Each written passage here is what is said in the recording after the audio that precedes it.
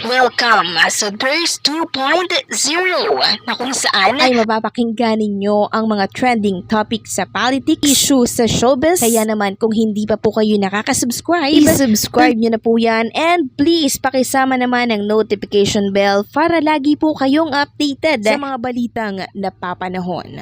So unahin nating pag-usapan itong tungkol kay Atasha Mulak. 'Di ba? Ngayon ko lang kasi masyadong napagtanto na napakaganda po pala ng kasuotan ni Atasha Mulak kanina. Napaka-sexy niya at bumagay po talaga sa kanya.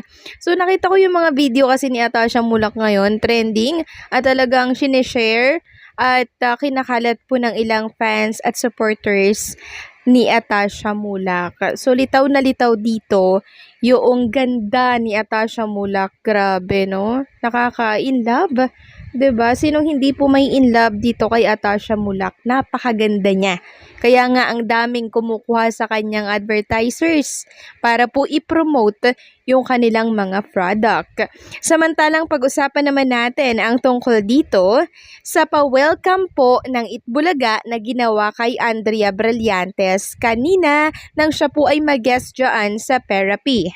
So napakainit po pala ng pagtanggap na ginawa po ng TVJ Production dito kay Andrea Brillantes. Ayan po plenex at pinicturean po ni Andrea yung nakasulat dito sa glass or sa mirror.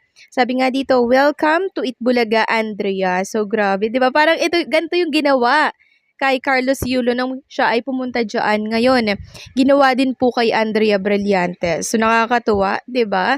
Pero yun nga lang, ang ano diyan tinaon po talaga no ng Dabarkads natin na mag-guest itong si Andrea sa Itbulaga nang wala pong schedule itong si Miles Ocampo. Kasi every Friday, 'di ba, ay taping ni Miles Ocampo para po sa kanyang Pajak Princess. So, hindi po kasi si Andrea Brillantes makapag-guest dito po sa It's Showtime nila, no, na pag-aari po ng kanilang network. Kasi nga, nasa GMA Network, 'di ba? Tapos katapatan pa ng show ni Andrea Brillantes yung programa ng GMA. Kaya malabo po talaga siyang makapag-promote doon. Tanging sa Itbulaga talaga ang takbuhan po ng mga kapamilya star. Kaya naman wag sanang iba siya ng ilang mga kapamilya supporters itong Itbulaga kasi ito ay nakakatulong din sa network ninyo, 'di ba, sa pagpo-promote ng mga artistang sinusuportahan ninyo. Samantalang pag-usapan naman natin ang tungkol dito sa pinost ng isang page na kung saan isang show, no, papasadahan lang natin. Alam ko narinig nyo na to.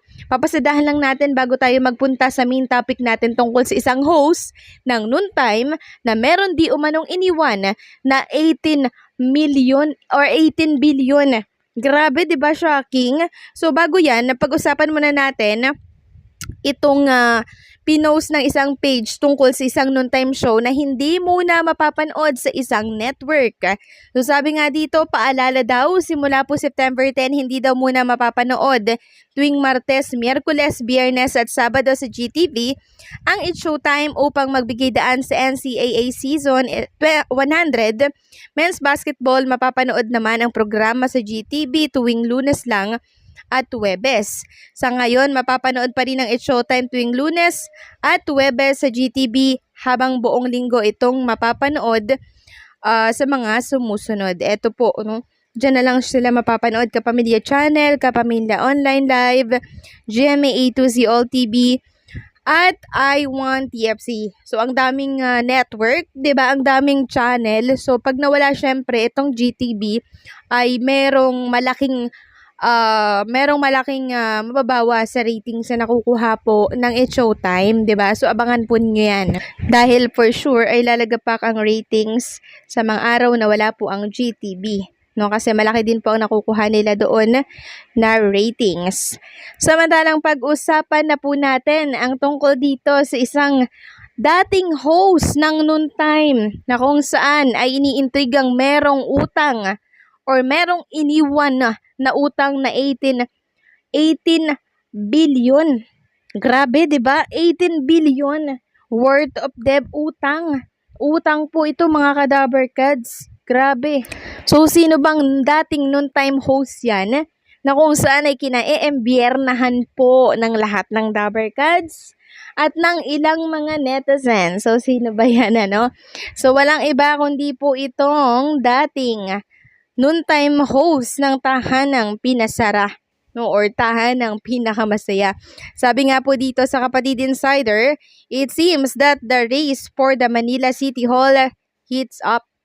This comes after incumbent Manila City Mayor Hani Lacuna, who was announced her intention to run for her second term as Manila City Chief Executive, blames former Ali ex-Manila Mayor Isko Moreno Domagoso of leaving huge amount of debt during his term.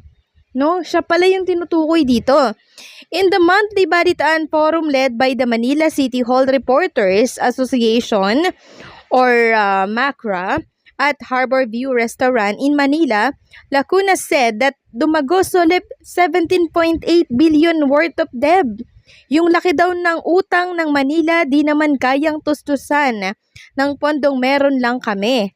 Napakaraming sabay-sabay na naging infra dati, kaya naapektuhan naman ang kapasidad ng lungsod na tugunan ang mga pangangailangan ngayon. Kung wala sana tayong obligasyong ganyang kalaki, mas marami sana tayong tulong na maibibigay sa mga Manileño. Yan po ang sinabi ni Lacuna.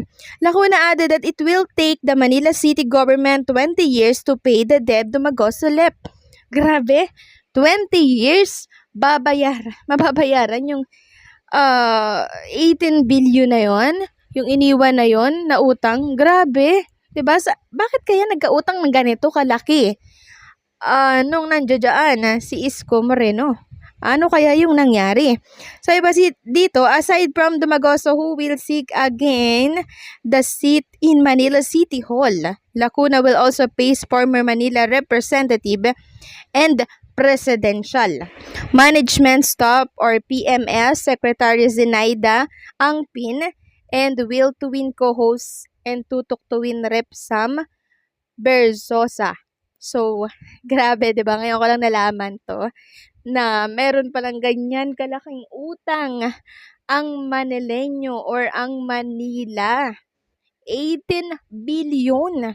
Bakit po kaya, no? Ano kaya yung dahilan? Bakit ganito kalaki yung naging utang po nila nung termino nitong si Isko Moreno? Sana i-disclose naman po nila or explain naman nila kung bakit ganoon ang nangyari. No, bakit gano'n na lang yung utang na iniwan ng dating noon-time host na si Isko?